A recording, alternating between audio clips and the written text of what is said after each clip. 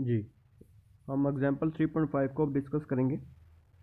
इसमें हमारे पास उसने 3 सेट दिए हुए हैं, ए सेट दिया हुआ है, बी सेट दिया हुआ है और सी सेट दिया हुआ है, और 2 रिलेशन भी उसने आपको डिफाइन करके बताए हुए हैं आपके पास। ठीक है, अगर आपको रिलेशन डिफाइन ना दिए गए हों, मैं आपको कह दूं कि आपने वो रिलेशन लिखने हैं आर में कि वो पहला डिवाइड कर रहा है दूसरे को, या 3 के मल्टीपल या 2 के मल्टीपल। इस तरह मैं आपको बताऊंगा कि आपने अगर डिफाइन नहीं है तो आपने खुद डिफाइन करने होंगे, वो जो आपको बताया गया होगा उसके मुताबिक। तो आर और एस आपको 2 रिलेशन दे दिए गए हुए हैं। तो उसने कहा है कि आर और एस निकालनी, मीन्स के composition of R and S निकालनी है आपने। तो इसके 3 मेथड हैं आपके पास आर और एस निकालने का, तो हम तीनों को डिस्कस करते हैं ताकि आपको आसानी हो। ये तीनों मेथड अगर आपको मैं कहूँ कि तीनों से सॉल्व करें तो तीनों को आपको सॉल्व करना आना चाहिए। तो पहला वे क्या है कि आपने पहले 2 सेट्स लिखने हैं आर ओ एस। पहले आपने क्या लिख लेना है, आर सेट लिख लेना है, आर वाला ये लिख लेना सारा का सारा इसके अंदर, फिर ओ, फिर आपने लास्ट में क्या लिख देना है, एस का सेट लिख देना है। इधर आर वाला सेट, आर वाला रिलेशन लिखना है, इधर एस वाला रिलेशन लिखना है। इसका आंसर आपने कैसे निकालना है वो आपको मैं अब बताता हूँ। पहले आपने देखना है कि फर्स्ट एलिमेंट आपने इसका देखना है आर का। ठीक है, आर का फर्स्ट एलिमेंट क्या है, 2a है। अब ए जो सेकंड एलिमेंट है ना, ए आपने एस में देखना है कि किसी के साथ रिलेट कर रहा है। तो आप देख ले एस में कहीं भी वो रिलेट नहीं कर रहा, तो मीन्स के पहले वाला रिलेशन नहीं बनेगा हमारे पास, 1a के साथ नहीं बनेगा। दूसरा देखें, दूसरा आपके पास क्या है, डी 2d है। अब आपने देखना है कि डी एस के अंदर किसी के साथ रिलेट कर रहा है, डी। तो डी आपके पास यहाँ पे एस जी के साथ रिलेट कर रहा है, मीन्स क्या, बट जो आर और एस के अंदर बनेगा वो इसका पहले इधर का पहला एलिमेंट और इधर का दूसरा एलिमेंट बनेगा आपके पास। डी आपका क्या हो जाएगा, इसमें दोनों में से स्किप हो जाएगा, जैसे कि मैंने ऊपर डेफिनेशन में आपको बताया है। तो उसमें क्या आ जाएगा, इधर से 2 आ गया, इधर से क्या आ जाएगा, इधर से आपके पास आ जाएगा, इधर 2 है और इधर जी आ जाएगा आपके पास, एक रिलेशन ये बन गया। देन आपके पास सेकंड है 3a। तो ए अगेन एस के अंदर किसी के साथ नहीं बना, तो ये भी नहीं आपके आगे बनेगा। अब है 3b है, तो बी आपके पास इधर किस किस के साथ बना है, एक बी आपके पास एक्स के साथ बन रहा है और बी एक जी के साथ बन रहा है। तो इधर से आपके पास एक बी 3 आ जाएगा, इधर एलिमेंट फर्स्ट एलिमेंट आएगा 3, और इधर से पहले वाले में से एक्स आ जाएगा, एक ये रिलेशन बन गया। दूसरा आपके पास क्या बनेगा, इधर से फिर अगेन 3 आ गया और इधर 3 आ गया 3, और यहाँ पे देखिए फिर बी जी के साथ करा, तो यहाँ से क्या आ जाएगा, जी आ गया आपके पास। और अगेन अब लास्ट रह गया 3d। तो डी अगेन जी के साथ करा है, तो मीन्स के इधर से एक रिलेशन क्या बनेगा, 3g बनेगा। तो 3g ऑलरेडी आपके पास इसके अंदर इन्वॉल्व है। तो इसका मतलब है कि आपको पता है कि रेपिटेशन अलाउड नहीं होती सेट के अंदर, तो वो 3g लिखने की ज़रूरत कोई नहीं है। तो ये जो आपका रिलेशन बन गया है, ये आपके पास क्या बन गया है, composition of R o S. तो इस तरह आपने सिंपल वे से आपने इस तरह देखना होगा कि आर ओ एस आपने कैसे बनाना है आपने। ठीक हो गया। देन आपके पास सेकंड है कि हमने डिसजॉइंट सेट्स के साथ कैसे बनाना है। तो देखें यहाँ पे सारे उसने ए के एलिमेंट लिख दिए, यहाँ उसने सारे बी के एलिमेंट लिख दिए। ठीक है, इसके अंदर उसने ए के एलिमेंट लिख दिए हैं और इसके अंदर उसने बी के एलिमेंट लिख दिए हैं, ए के एलिमेंट और बी के एलिमेंट आपने उसके अंदर लिख दिए। तो देखें अब वही जो आपको ऊपर उसने रिलेशन बताया आर ये बताया हुआ है ना, आर दिस वन, इसके मुताबिक उसने यहाँ पे एरो लगा दिए, यहाँ से जहाँ उसने एरो लगा दिए हैं, और एस भी उसने दिया हुआ है, एस में भी उसने आगे एरो लगा दिए हुए हैं। तो वो फिर आपने कंपोजिशन कैसे बनाना है वो आपको मैं बताता हूँ आपको पास। तो पहले उसने आर के रिलेशन के साथ लगा दिए हुए, तो वो क्या बन गया आपके पास रिलेशन में, देखें पहले 1a है तो 1a के साथ उसने रिलेट कर दिया ये। ठीक हो गया। 2d है तो उसने 2d को भी रिलेट कर दिया हुआ है। फिर 3a है, उसने 3 को a के साथ भी रिलेट कर दिया हुआ है। फिर 3b है, उसने 3 को b के साथ भी रिलेट, फिर 3d है तो वो 3d को भी उसने रिलेट कर दिया। ये तो आपका आर रिलेशन बन गया, कौन सा, आर रिलेशन। देन एस के साथ बनाना है, तो ये आपके पास b सेट हो गया, अब ये अब आपके पास c सेट हो गया। तो b और c के साथ क्या बनना है, b किसके साथ रिलेट कर रहा है, x के साथ कर रहा है, तो b को उसने x के साथ कर दिया। b को g के साथ कर रहा है, b g के साथ भी कर दिया। और c y के साथ कर रहा है, c को y के साथ कर दिया। d g के साथ कर रहा है, t को g के साथ कर दिया। अब ये उसने रिलेट कर दिया। अब आपने आर ओ एस में कैसे पता लगेगा कि आर ओ एस में आपने कैसे देखना है। देखें इधर फिर आपके पास देखें 1a के साथ है, तो a आगे मजीद c के साथ रिलेट नहीं कर रहा, तो ये नहीं बनेगा आपके पास। अगेन फिर आपने देखना है 2 पहले किसके साथ कर रहा है, d के साथ, तो फिर d आगे किसके साथ कर रहा है, g के साथ। तो इधर से आपको पता लगेगा कि इधर से 2 आ जाएगा और इधर से जी आ जाएगा। तो एक रिलेशन में आपके पास बन गया कि टू रिलेट कर रहा है जी के साथ, ये भी आपको पता लग गया। देन आपने देखना है एक ये रिलेशन बन गया। अब आपने देखना है थ्री को, थ्री आपके पास अगेन ए के साथ कर रहा है, ए अगेन आगे नहीं किसी के साथ कर रहा, तो मीन्स के ये नहीं बनेगा।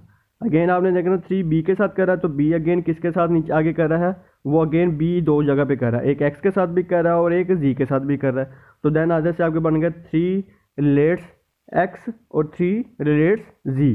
देन थ्री डी के साथ करा, डी अगेन जी के साथ करा, रेपिटेशन अलाउड नहीं होती आपको पता। तो मीन्स के यही तीन आपके पास जो सेट बनेंगे जो हमने ऊपर वाले के मेथड के थ्रू निकाले हैं, मेथड 1 के थ्रू, वही मेथड 2 के थ्रू भी आपके निकला है आपके पास। ठीक हो गया। अब ये देखें ये निकली हैं तीनों के तीनों जो हमने निकाले थे हमारे पास। तो वो कह रहा है कि जब हमारे पास एक से ज़्यादा आर का हमने निकालना हो तो वो हम इस तरह लिखते जाते हैं, इस तरह लिखते जाते हैं और आर एन बनता जाता है आपके पास सिंपली। अब composition of relation and matrices, matrices के थ्रू हमें कैसे पता लगेगा कि ये कंपोजिशन बन रही है हमारे पास। तो आपने देखना है पहले आपने वही एम जो आर आपको ऊपर दिया गया हुआ था, हमने आर देखा था, उसके मुताबिक जैसे मैंने आपको मैट्रिक्स ड्रा करना बताया था उस तरह उसने एक मैट्रिक्स ड्रा कर दिया हुआ यहाँ पे एम आर का रिलेशन का, और उसने एम एस का भी उसने रिलेशन बना दिया हुआ हमारे पास। ठीक है, तो ये आप होपफुली कि आप बना लेंगे रिलेशन, क्योंकि हमने ऊपर कल लास्ट में हमने इसको डिस्कस किया था कि हमने एक रिलेशन के थ्रू हमने कैसे मैट्रिसेस बनाते हैं। एक साइड पे हम ए का एलिमेंट रख लेते हैं, बी का एलिमेंट लिख लेते हैं। अगर ए 1 के साथ रिलेट कर रहा था, ऊपर कर रहा था, तो उसकी जगह पे 1 लिख देना है। अगर रिलेट नहीं कर रहा होगा तो उसकी जगह पे हमने 0 लिख देना है। तो देखें इधर वही हुआ है। तो यहाँ पे उसने ए के एलिमेंट लिख दिए, यहाँ उसने बी के एलिमेंट लिख दिए। तो 1 ए के साथ रिलेट कर रहा था तो 1 लिख दिया, 1 किसी और एलिमेंट के साथ रिलेट नहीं कर रहा था तो उसने सारी की जगह पे 0 लिख दिया। 2 अब हमारे पास किसके साथ रिलेट कर रहा था, जस्ट डी के साथ कर रहा था। 3 ए के साथ भी कर रहा था, बी के साथ भी कर रहा था और डी के साथ भी कर रहा था। 4 किसी के साथ नहीं कर रहा था तो ये आ गया। इसी तरह उसने एस को भी डेवलप कर दिया हमारे पास। अब हमने इन दोनों को, उसने कहा कि आपने इन दोनों को एम आर और एम एस निकालना है। एम आर और एम एस में आपने क्या करना है, इन दोनों को आम मल्टीप्लिकेशन कर देनी, जैसे कि हम मैट्रिसेस की मल्टीप्लिकेशन करते हैं उसी तरह उसने इसकी मल्टीप्लिकेशन करके उसका आंसर निकाल दिया हुआ है। तो ये भी आपने सिंपल एंड मल्टीप्लिकेशन कर देनी है। अब देखो कोई आम एस है ना, तो हमारे पास रिलेशन किसके अंदर बनेगा, ए टू एस बनता, ए टू सी बनेगा। तो उसने इधर ए के एलिमेंट लिख लिए और इधर सी के एलिमेंट लिख दिए। तो ये आपने देखना है कि 3 अब जी के साथ किस तरह मैच कर रहा है। अब देखें वो देखें, अब 1 एक्स के साथ और वाई के साथ जी के साथ हमारे पास मैच नहीं कर रहा। तो यहाँ पे उसने देखा कि मैच नहीं कर रहा था तो हमारे पास मीन्स के उसने 0 0 लिख दिया। अब 2 आपको पता है कि जी के साथ मैच कर रहा था, 2 हमारे पास जी के साथ मैच कर रहा था। तो ये देखें 2 पहले इधर डी के साथ आया और डी अगेन किसके साथ कर रहा था, जी के साथ कर रहा था। तो मीन्स के इधर से 2 हमारे पास किसके साथ रिलेट करेगा, जी के साथ, तो वो 1 आ गया आपके पास। आम मल्टीप्लिकेशन के थ्रू भी आप इसका आंसर निकाल सकते हो, लेकिन ये वाला मेथड बेहतर है जो मैं भी बता रहा हूँ। तो यहाँ से आपके पास देखें क्या आ रहा है, अब ये भी हो गया। अब 3 हमारे पास जो 3 ए के साथ कर रहा था, अगेन ए किसके साथ कर रहा था, ये 3 आपके पास किसके साथ था, ए के साथ। अब ए तो आगे किसी के साथ नहीं कर रहा था, लेकिन 3 एक्स के साथ तो रिलेट कर रहा है एक दफ़ा, वो रिलेट हमने लिख दिया। हमने हमारे पास जो आर ओ एस आया था, आर ओ एस क्या आया था हमारे पास, आर ओ एस आया था 2G,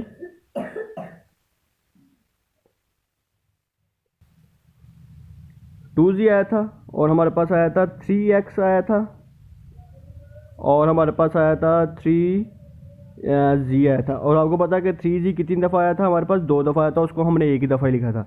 अब इसमें देखें, अब 1 एक्स के साथ किसी के साथ मैच नहीं कर रहा, वाई के साथ भी नहीं कर रहा, जी के साथ भी नहीं कर रहा इसके अंदर, तो देख लें वो आपके पास रिलेशन बन गया सीधा सीधा। अब 2 आपके पास किसके साथ कर रहा है, जी के साथ कर रहा है, तो एक दफ़ा कर रहा है जस्ट, तो उसने एक दफ़ा उसको लिख दिया। अब 3x के साथ कर रहा है तो जस्ट उसने एक दफ़ा लिख दिया, लेकिन 3G के साथ 2 दफ़ा कर रहा था लेकिन हमने एक दफ़ा लिखा, तो 2 दफ़ा आ रहा था तो हमने इसको इधर 2 दफ़ा लिख दिया आपके पास। ठीक है, तो इस तरह से हमने आर और एस निकाल दिया। आप इसको सिंपल मल्टीप्लिकेशन के थ्रू भी इसका आंसर निकाल सकते हो, वो मल्टीप्लिकेशन करेंगे तो आपको ये मिल जाएगा आपके पास आंसर।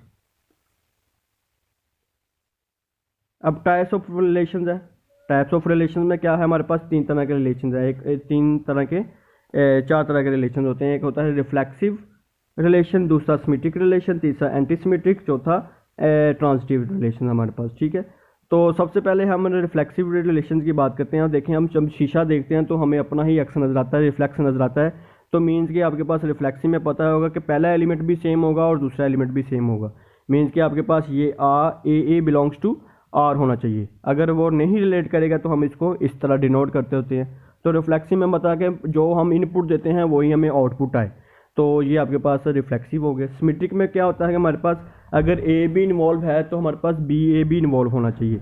अगर हमारे पास रिलेशन के अंदर अगर 1 2 पड़ा हुआ है ना, तो उस रिलेशन के अंदर ही हमारे पास 2 1 पड़ा होना चाहिए, देन वो सिमेट्रिक होगा, अदरवाइज वो सिमेट्रिक नहीं होगा। आपने तमाम रिलेशन के अंदर जितने भी रिलेशन पड़े होंगे ना, जितने भी ऑर्डर पेयर्स पड़े होंगे, अपने उन तमाम का देखना होगा कि वो अगर मेरे पास फॉर एग्जांपल है 3 1 पड़ा हुआ है, तो इसका 3 1 पड़ा हुआ है, तो 1 3 आपके रिलेशन के अंदर नहीं पड़ा, तो मीन कि वो रिलेशन सिमेट्रिक नहीं होगा आपके पास। ठीक हो गया। इस तरह आपने देखना होगा कि हर पेयर ऑर्डर पेयर का आपने अगर ए भी है तो बी ए भी पड़ा होना चाहिए। अगर किसी भी ए का नहीं पड़ा होगा तो इसका मतलब है कि वो सिमेट्रिक नहीं होगा।